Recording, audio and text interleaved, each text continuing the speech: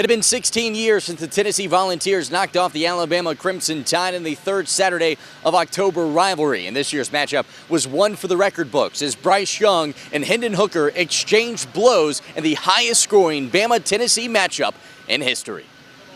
Nick Saban and the Crimson Tide knew that a trip to Neyland Stadium would be difficult, and that proved to be true as Tennessee would jump out to a blazing fast 21-7 first quarter lead thanks to 2 touchdown catches from Jalin Hyatt. And on another score from Princeton Fant, and the Crimson Tide trailed by 18 before they knew it. And that's when the Alabama offense would finally start their comeback. It began with the Jalen Brooks 7-yard score just before the half, which cut things to 11, and then the Tide would knot things up at 28 out of the break as Jahmyr Gibbs made one cut and took this thing to the house. Add on the 2-point conversion, and we got a tie ball game. The two teams would continue to trade blows in the second half, but every time Alabama seemed to gain some momentum, Hendon Hooker would connect with his go-to man for another score. This time, the Virginia Tech transfer connects with Hyatt for the 4th time on the night to take a 42-35 lead. And that's when Alabama would go to work. Bryce Young would orchestrate a 10-play, 75-yard drive that culminated in this Cameron Latou touchdown catch to tie it up at 42.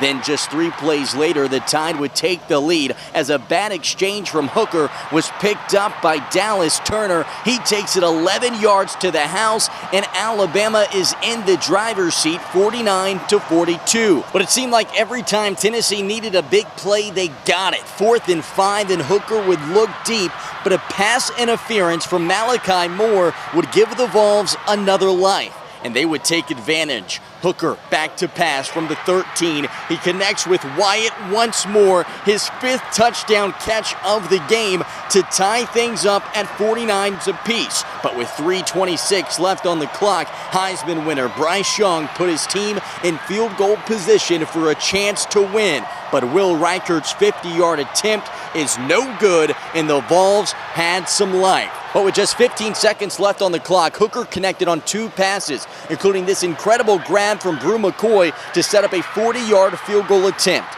And Chase McGrath would take advantage of his chance at glory as he snuck one through to give Tennessee their first win over Alabama since 2006. 52-49, the final.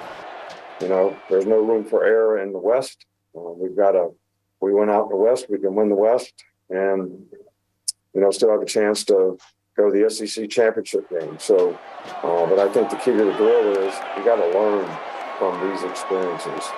So make it a 52-49 win for Tennessee, and those 52 points put up against Alabama, that's the most points scored against the Crimson Tide since 1907. Good news for Bama fans, though, the season is still in front of them. They'll look to get back in the win column next week at home in Tuscaloosa against Mississippi State. Reporting in Knoxville, I'm Nolan Knight, WAIT 31 Sports.